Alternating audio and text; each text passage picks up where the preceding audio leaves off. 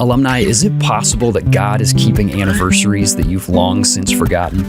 What does that even mean? I mean, are there places where God has been historically faithful to you, but maybe you missed them in the moment, but if you spent a little extra time reflecting, you might be able to see how he was at work then and how he's continuing to work in your life today.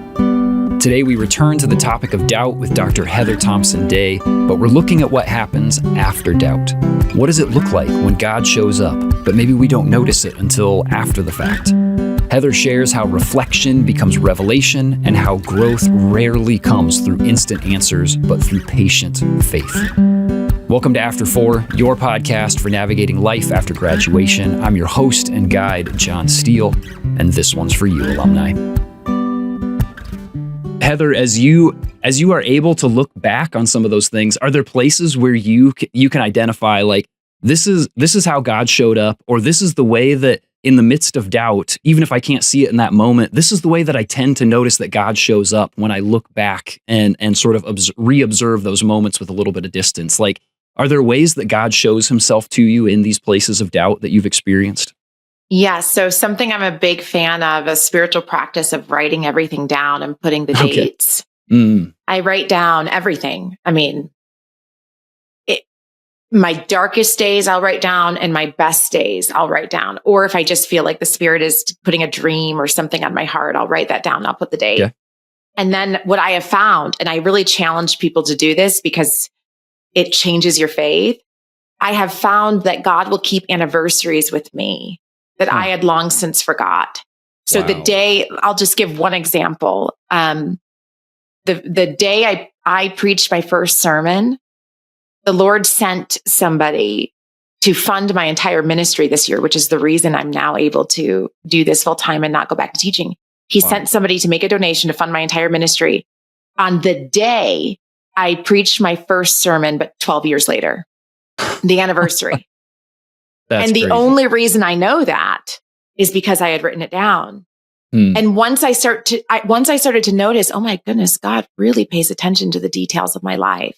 I think he's doing it for everybody. I think most of us aren't writing it down. So we're just not, we're like, thank you. But we're not realizing, no. He's like, wait, no, you missed. Did you not see you on April 8, 1994, you said, God, you don't hear me. And now on April 8, 2025, I've shown you how I've been listening to you the whole time. And I don't want you to miss that. Wow. Right? Write it down. God will keep anniversaries with you that you long since forgot about.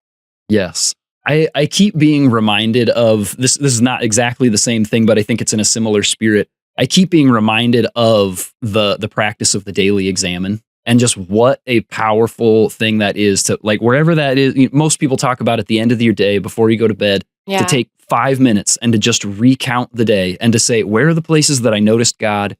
Where are the places that maybe I missed him?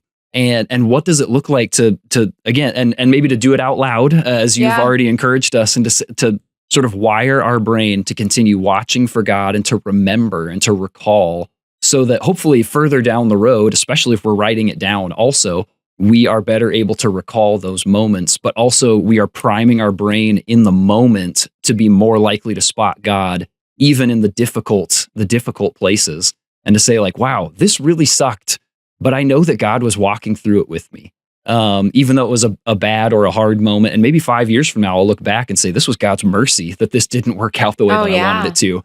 But I wonder that, again, the idea of a daily exam and taking time to recall and to recount and to remember, like, God, this is where you were, and this is where I'm still waiting for you to show up. That feels like a powerful practice. Yes. There's so many beautiful spiritual practices that have just changed, what we call faith. I really, and I'll say this too, faith for me is not something I give God. It's something that God gives back to me. Right. Yeah. So faith is my realizing who God has been all along. And once I realize that, it strengthens me in this present circumstance where I've yet to see it. Right. Yeah. But I'm going to cash in on all the deposits that God already made in my life along the way. Yeah. Wow. I love that. That's yes. I mean, God is the author and the perfecter of our faith. There you go. Yes. Ooh, I like that verse. Yeah. It's proof for me. There you go. There you go. I mean, how can we really claim that when he is the one who started it to begin with and who makes it better and better and better over time? And so then what I'm saying is it's okay to say, hey, I need you to give me experiences where I see you as faithful. Yes. Give me those experiences. And I just think God's like, bet. Yeah. Well, isn't that one of the places that he says, like, test me, test me on this, that I'm not gonna, like, there are right ways and wrong ways to test God. And when it comes to seeing his faithfulness, like that's one of those places to say, God, will you please just show up so that I can see your faithfulness at work here? Yes, but give it time. Because we're living in an instant gratification culture where I send you a text and you text me right back and my phone dings. And in my experience, God doesn't operate that way. Right. I mean, nature has been revealing God this entire time, and there's nothing you're going to see that doesn't take time to grow. Right. Yes. So expect God, be patient. He's going to reveal himself over time. And there's something about that too, our willingness to keep showing up day after day after day after day after day that I think he delights in. Yeah. Well, even Moses, before he goes back to Egypt, he asks, he's like, how will I know that this is real, what you're asking me to do here? And God says, like, the proof is that you'll come back and worship me on this mountain. It's like, you got a whole lot of stuff to do, and then you'll know that this was legit because later on you'll be back here. Yeah. But you got to do the other stuff first. Like, there was all of this waiting and working that needed to happen on Moses's part before that confirmation happened of worshiping God on that mountain again. Right. After bringing the people out of Egypt. Yeah, that it takes time. We have to be willing to wait. And we are oftentimes people who don't do that, well. Which really takes me to another question that I have for you, Heather. In your experience, how do we develop the wisdom and the grit that we need to navigate doubt well? Like to lean in when we're experiencing doubt, when we're waiting for God's faithfulness to show up in a very evident way. Like, how do we grow in those things? I mean, how long does it take to grow physically? A lifetime? Yeah, you know what I mean? Like, it takes a year, I think, it takes 6 months to grow a single inch, right? So it's like, this is what I'm saying. This is a relationship with God is a journey.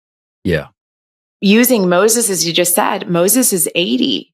You think that when Moses is in the palace, he doesn't think, oh, God's going to use me? Of course he does. Yeah. He thinks I've been positioned. And it's another 40 years before, once he flees and tries to do it out of his own strength, as we talked about in the beginning, it's another 40 years before God says, okay, now you're ready. What? I'm 80 now, bro. Like, I don't even want to do this anymore. That's what he says. Like, I send someone else. Right. So man, how do we grow in wisdom? You have to commit yourself to the journey. Yeah. And it's not going to happen. I mean, I just want to tell you right off the jump, it's not going to happen I just think back to, I try to read my Bible cover to cover every year. Okay. And there are things that I did not see on time 1, 2, 3, 4 that I now see on time 16, right? Like, this is a journey and a relationship that you're going to build over time, and just surrender yourself to a God who isn't rushed, who is timeless. Yes. Right. Yes. But and sometimes you're going to get there quicker if you slow down. There are things that my mentor said to me once. He said, Heather, you have all the talent. God's not waiting on you to be more talented. He's waiting on you to have more experiences with him. Wow. Experience can't be rushed. Like, what's going to prepare me for life? Life. Yeah. Right. Fully living my life is what prepares me to do what I'm going to do later in my life. Yes. On the job training. Yes. So just like, I guess what I would say to somebody is like, surrender to where you are right now.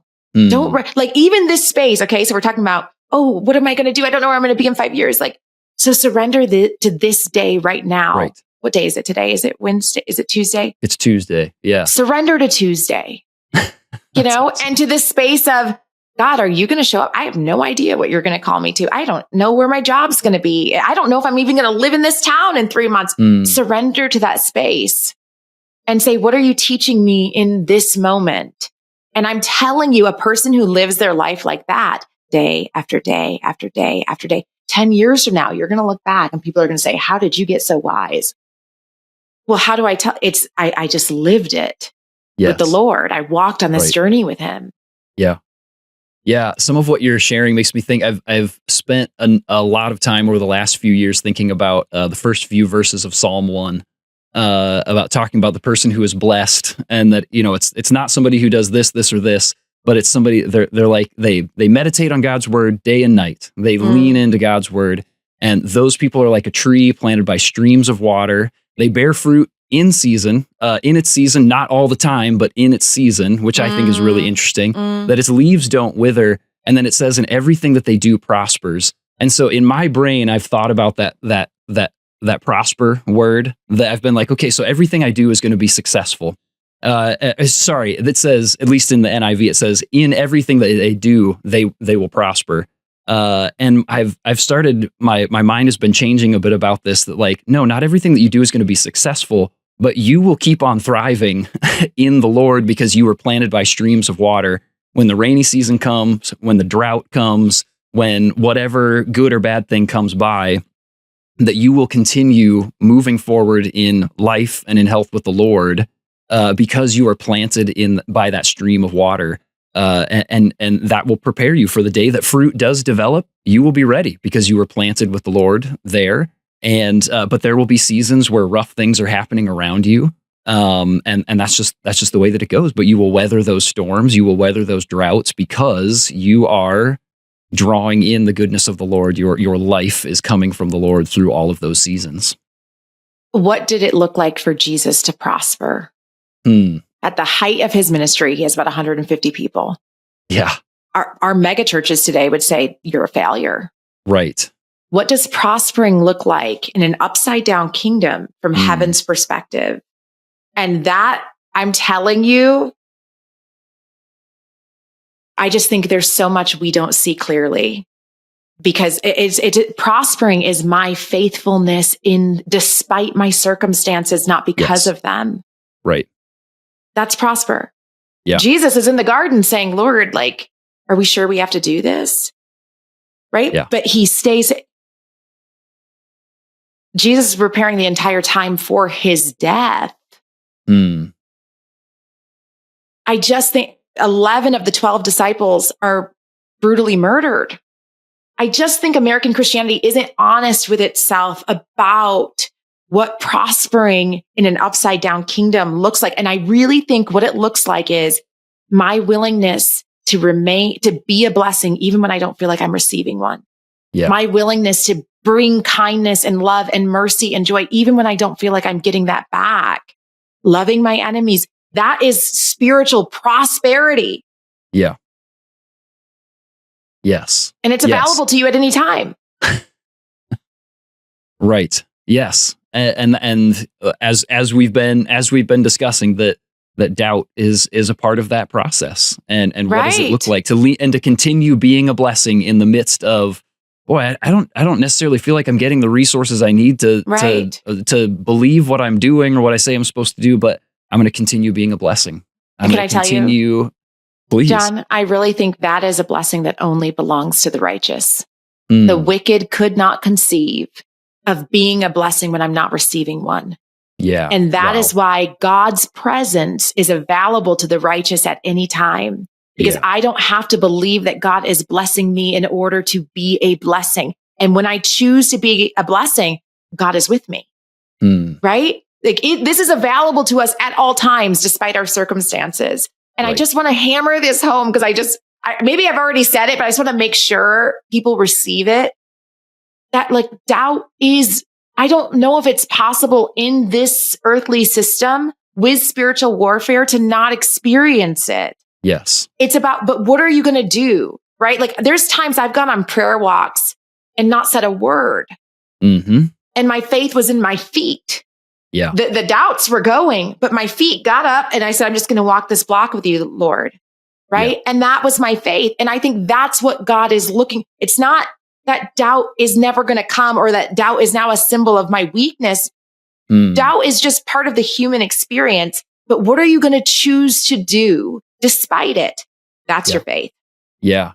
I do believe. Help me with my unbelief. Yes. Like that those things can live side by side. Yes. They can and they do and they will. Like forever. That's just part of it. Doubt is normal. It's okay. It's normal. Yeah. What do we do? What do we do in the midst of it? That's what really matters. Yes. Yeah. Heather, you've given us so many really amazing things to think about. I'm gonna tempt fate here though, and ask, do you have a final piece of advice or encouragement thinking about young alumni in their first year of life after graduation who are experiencing doubt or who will? Maybe they're just flying high. They're super excited about like the best part of my life is about to start. Eventually they will reach a moment where they're like, oh no, the gas has run out of the tank and now I'm not so sure anymore. Is there a final piece of advice or encouragement that you would give to our young alumni as they experience those things? Yeah. Here's what I would say. I really believe that there are some doors or blessings that only gratitude can unlock. And there are some doors and blessings that only mercy can unlock. And there are some doors and blessings that only hope can unlock. And so whatever it is that I'm looking for in my life, so friend, whatever it is you're hoping God does for you, if you're needing God to network on your behalf, network on behalf of someone else. And I really believe that makes us, and I know you're thinking, but I don't have anything. But I promise you there is somebody who needs what you have to offer. Yeah. Yeah. Wherever your money is at, I do this. Like if I need money, I will find somebody I can give money to. Because I think that's what I'm saying about choosing to believe in God's goodness, even when I can't see it. I think it's like some spiritual deposits that God does bring back to us. And I'm not saying instantly. Right. But when we live in this space of just continuing, not getting weary of doing good, we prosper. Yes. Yes. So that's what I would say. I love that. I think that's really great.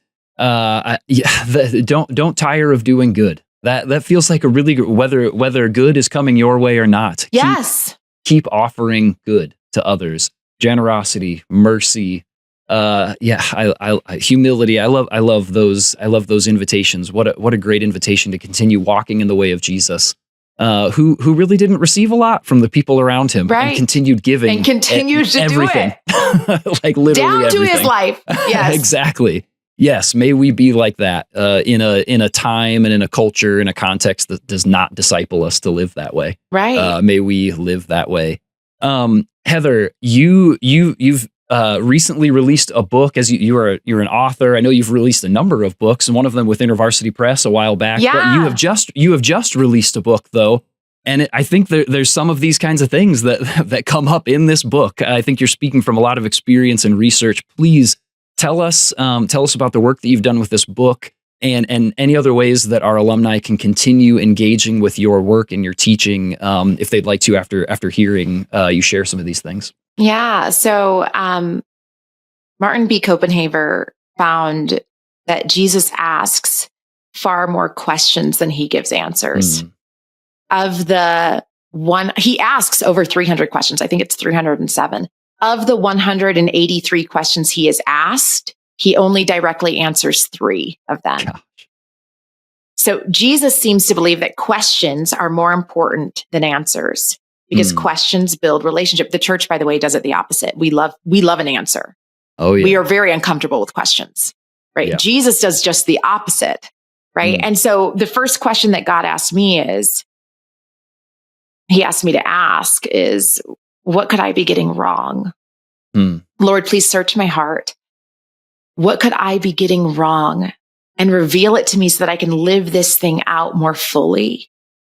And that's what the book is. It's called What If I'm Wrong? And it's me walking through, it was about 3 years of doubt and darkness and uncertainty, and realizing that when you think God has stepped back, often it's an invitation for you to step forward. Wow. Right?